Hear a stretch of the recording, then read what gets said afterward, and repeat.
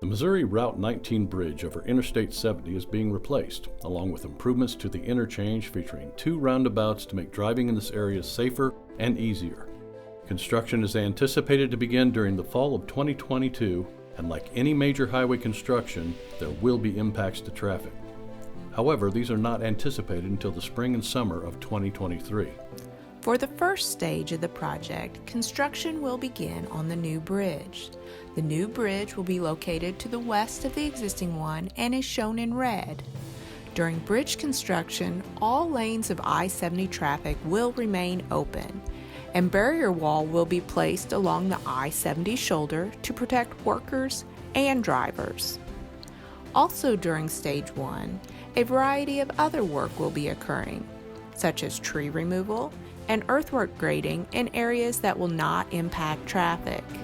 Other construction areas shown in blue will be constructed for managing traffic later in the project.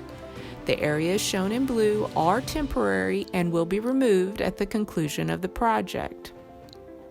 The other construction area shown in red is an extension of Clark Drive in the northwest interchange quadrant. The Clark Drive extension will connect the existing road to Highway 19. This new connection will remain in place following the project and will become a City of New Florence maintained street.